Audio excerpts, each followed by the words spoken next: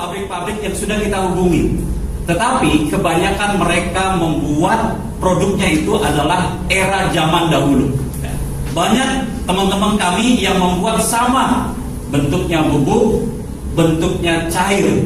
Tetapi kami minta dari hasil pengalaman bagaimana caranya bahwa produk kami itu benar-benar bisa mudah dijangkau harganya, kemudian proses pengirimannya juga mudah, ya, dan tentunya angka gulungannya itu menjadi baik.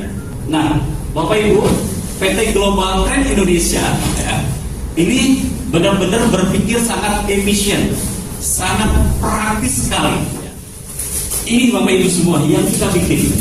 Kadang-kadang ketika di lapangan banyak sekali para pebisnis pertanian itu bingung melihat daripada kok kenapa bentuknya seperti ini, kecil, bahkan mudah dikantongin.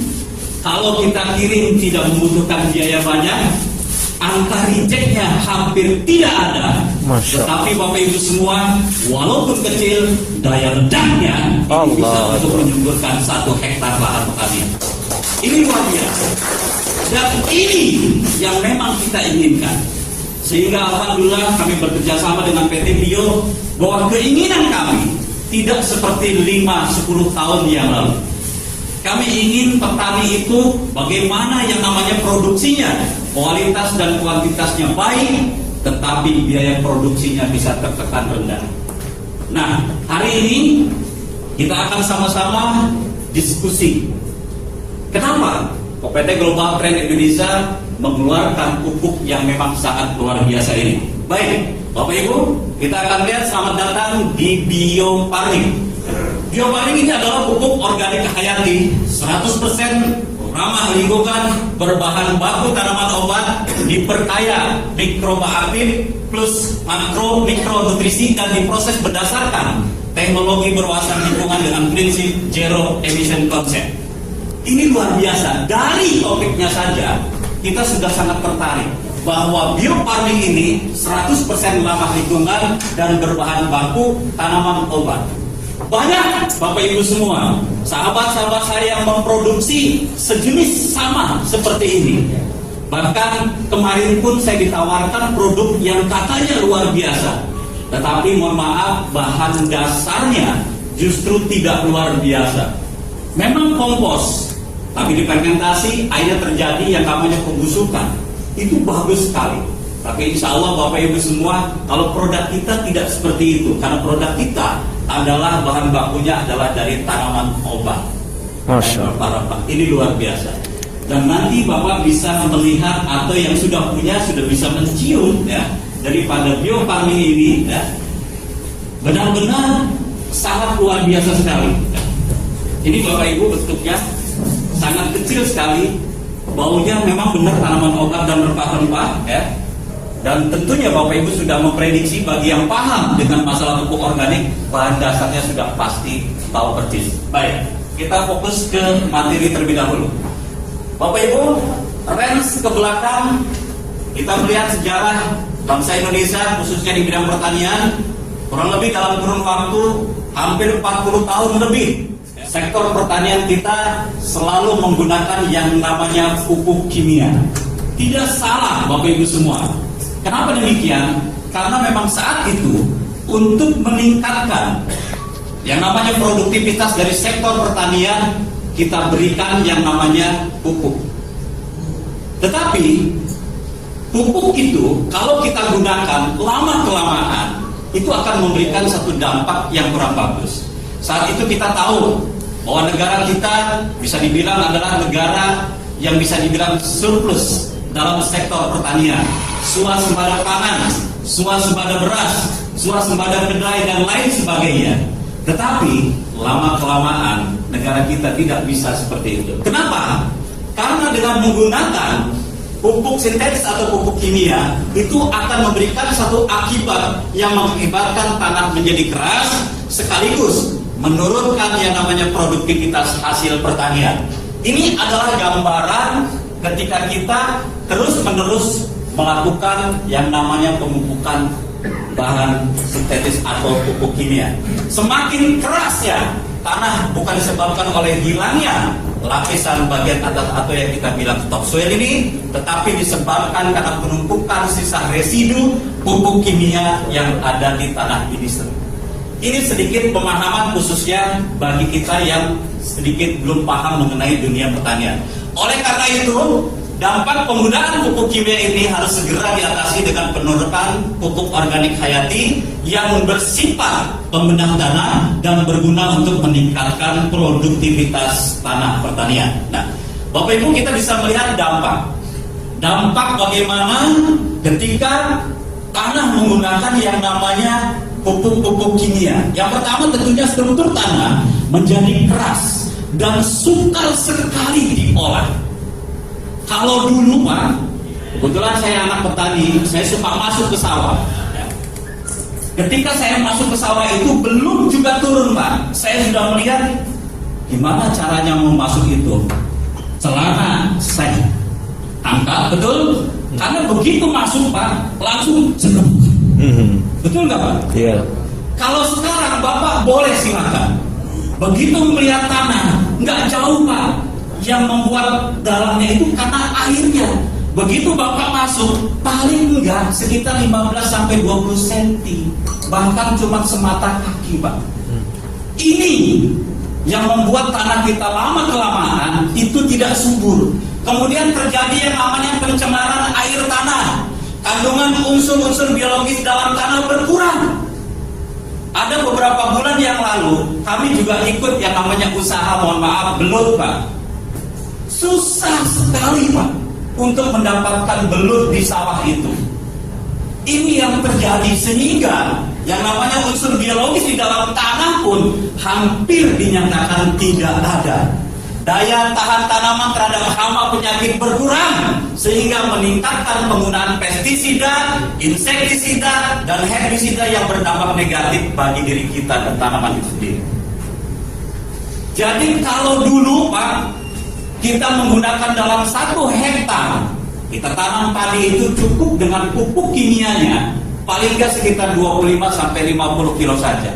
Kalau sekarang bukan malah berkurang, tetapi penggunaan pupuk kimianya malah lebih banyak. Kenapa? Karena sulit sekali tanah itu untuk diurai.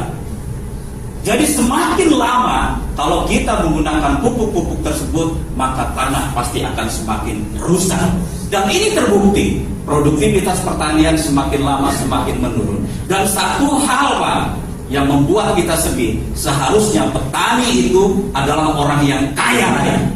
Kenapa demikian? Bapak boleh hitung. Andai saja 1 hektar itu kita bisa menghasilkan 11 ton, maka harga gabah berapa?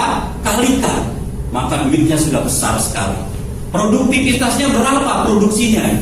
Bisa dibilang Pak, biayanya berapa? Sehingga hasil net daripada perhitungan itu benar-benar memberikan kebaikan kepada petani. Harusnya anggap saja berhitung 10 ton kali aja 6.000, berarti ada 60 juta. Biaya 10 juta berarti ada sisa 50 juta.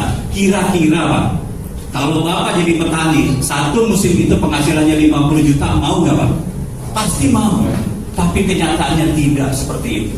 Banyak di luar sana yang nanam 1 bau, jangankan bisa sampai 6 atau mungkin 6,5 ton, bahkan 2,5 ton aja nggak nyampe. Kenapa? Karena adanya virus, karena adanya penyakit, karena adanya hama dan lain sebagainya. Inilah tantangan bagi kita, khususnya di dunia pertanian. Baik, Bapak Ibu, kita melihat sisa residu pupuk kimia ini diperkirakan sejak tahun 69. Saya ingat benar. Kenapa demikian? Karena 69 ini kita dimulai dengan pengenalan yang namanya pupuk-pupuk kimia tersebut. Nah, satu hal yang harus kita pahamkan, dengan selalu menggunakan pupuk kimia ini sudah terjadi yang namanya indikasi proses pemiskinan daripada pengurangan kandungan unsur yang ada di dalam tanah, yaitu unsur hara makro dan unsur hara mikro. Bapak Ibu, tumbuhan tanaman ini memerlukan yang namanya 13 jenis unsur hara ini.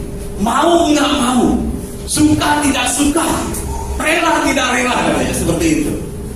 13 unsur ini walaupun dalam pola perhitungannya perbedaannya jauh, tetapi mau nggak mau harus ada. Bahkan jika terjadi kekurangan satu jenis unsur hara saja akan mengakibatkan tidaknya optimal dalam hal pertumbuhan dan perkembangan tanaman. Ini apa unsur hara itu? Bapak Ibu bisa melihat. Kita melihat unsur hara esensial ini, yang pertama adalah unsur hara makro, di mana di dalamnya ada NPK, nitrogen, fosfor, kalium. Sumbernya dari mana? Dari udara, tanah, NPK, urea itu sendiri, TSP dan lain sebagainya. Kemudian unsur hara makro sekunder, sulfur, magnesium, kalsium. Sumbernya dari tanah itu sendiri, dari tabur pertanian, juga dari zat perangsang. Kemudian hara mikro yang terdiri dari baron, seng, mangan, tembaga, natrium dan lain sebagainya. 13 unsur ini mau nggak mau harus ada. Nah, Bapak Ibu, kenapa harus ada? Sama persis saya anggap, katakanlah mungkin diri kita, bahwa manusia itu untuk hidup dan sehat dibutuhkan yang namanya makanan 4 sehat 5 sempurna. Betul Bapak Ibu? Ya? Betul. Nah, sama persis. Kalau di sebelah kita ini ya, yang saya pegang ini adalah kebutuhan daripada manusia, tapi yang sebelah ini adalah kebutuhan daripada tanaman. Sama, ketika kita membutuhkan nasi, tanaman juga butuh yang namanya NPK. Ketika membutuhkan tambahan 4 sehat 5 sempurna, tanaman juga butuh. Maka ke-13 unsur ini benar-benar harus ada di dalamnya. Tapi yang luar biasanya, kita akan melihat, Pak. Oke, kita melihat di sini.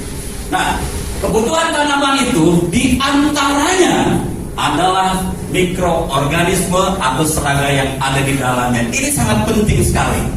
Udara, air, sinar matahari, unsur hara, dan ini. Kenapa? PT Global Trade Indonesia bersama PT Bio membuat yang namanya pupuk organik hayati. Tidak ada lain, kami paham bahwa sektor namanya perkembangan daripada tanaman tidak luput dari yang namanya mikroorganisme atau serangga. Nah, kita lihat komposisi.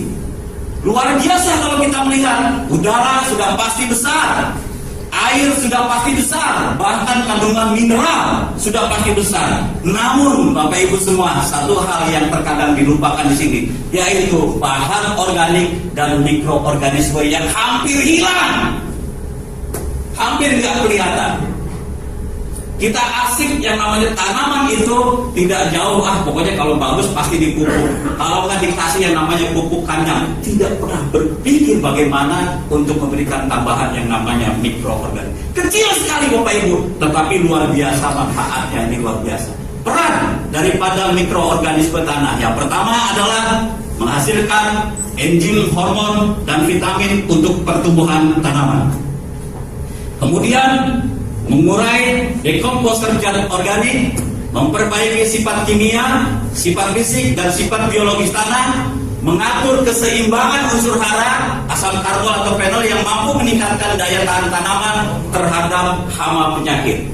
Saya yakin sahabat-sahabat saya, Bapak Ibu yang sudah mempraktekkan biofarming, ini kadang-kadang kaget. Salah satu contoh, tapi saya sudah praktekkan. Ternyata hanya dalam jangka waktu 2 minggu, proses pertumbuhan tanaman itu benar-benar sangat signifikan. Ini kenapa? Karena benar-benar ketika produk kita ini dicairkan di dalam 1 liter air, kemudian ditambah dengan air lagi, diterapkan di media tanah, maka yang namanya mikroorganisme itu berkembang miliaran. Mikroorganisme itu bagaikan sep, bagaikan juru masaknya. Maka ketika juru masaknya siap, makanannya sudah ada, tinggal diolah. Begitu tanaman disimpan, otomatis makanan sudah ada, maka perkembangan tanaman itu benar-benar sangat luar biasa sekali.